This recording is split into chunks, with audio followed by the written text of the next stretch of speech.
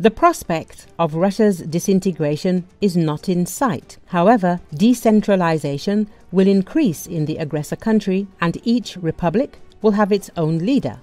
The state may become Russian feudalization. This was stated by the military political observer of the information resistance group Alexander Kovalenko. During a chat on Glavred, he said that Russia is likely to face not collapse, but rather feudalization. I have never believed in the collapse of Russia and do not see such a prospect. But the fact is that the Russian Federation can turn into Russian feudalization. That is, there will be feudal allotments in each region, in each district. In each republic, there will be its own local oligarch boss. There will be a feudal system, no decentralization, the analyst noted. He also added that power in the country is maximally centralized, so there will be a rollback. When Putin came to power, the process of centralization of power began in Russia, and now it has reached its peak. In the future, it will be the other way around, decentralization at the level of feudal allotments, that is, Russian feudalization, emphasized Alexander Kovalenko. Earlier, former Deputy Minister for Occupied Territories Georgy Tuka said that within 3 to 5 years, preconditions for destabilization of the situation in the Russian Federation may appear, but so far there are no such grounds. Unfortunately, I don't see any such grounds. First of all, I don't see any real mechanisms that would be capable of significantly worsening the economic situation of the gas station country in the short term.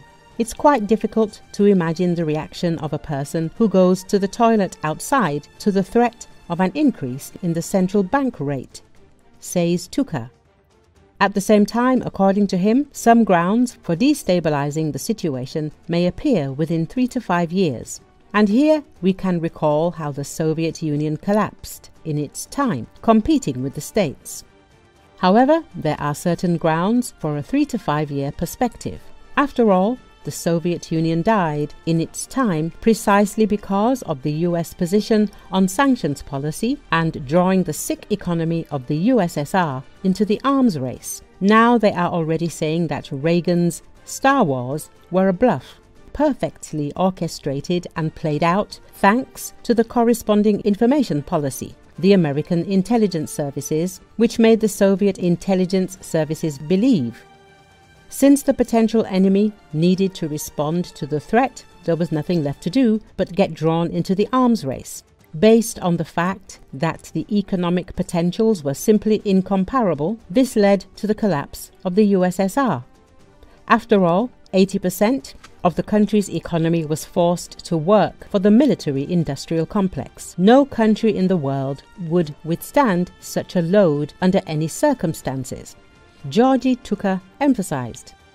Russia may follow the path of the collapse of the Russian Empire, believes former deputy chairman of the SBU, retired SBU Major General Viktor Yagun.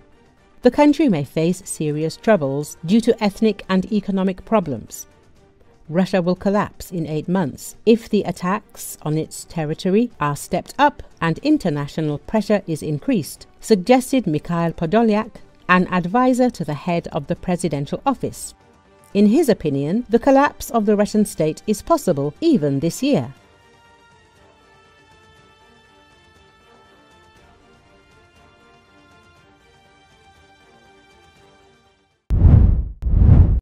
Ukrainian military boats have been patrolling the Black Sea coastline off the Odessa region looking for Shahid drones and other targets.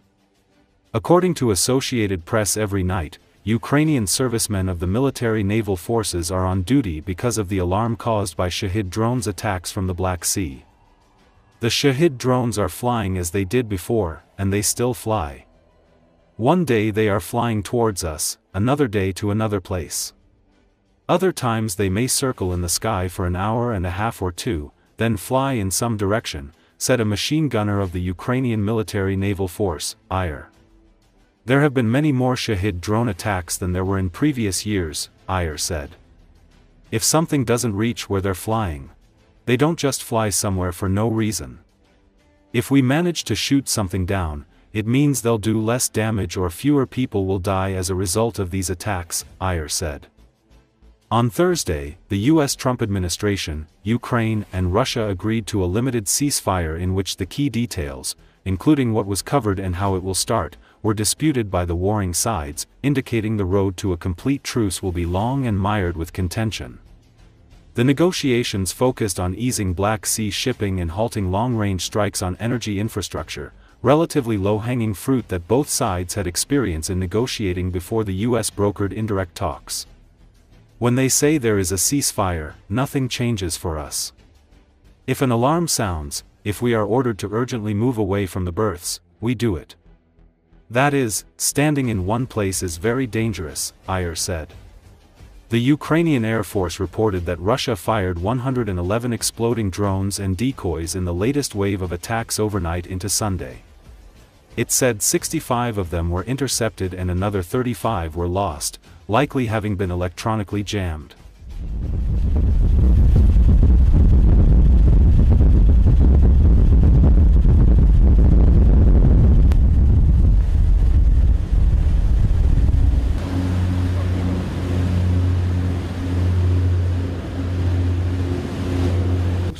Шахеди як летали, так і летять.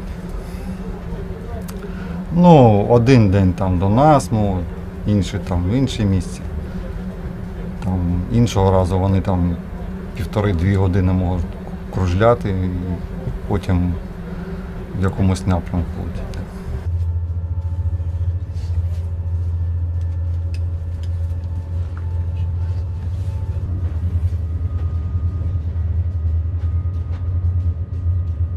Коли кажуть, там, ось там перемир'я, для нас нічого не міняється.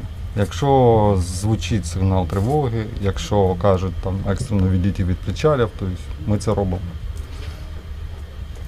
Тобто стояти на одному місці – це дуже небезпечно.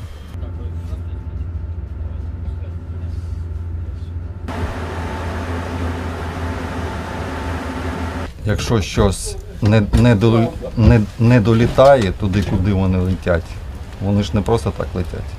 Якщо щось збили, значить менше завдадуть шкоди або менше людей загине внаслідок цих приходів.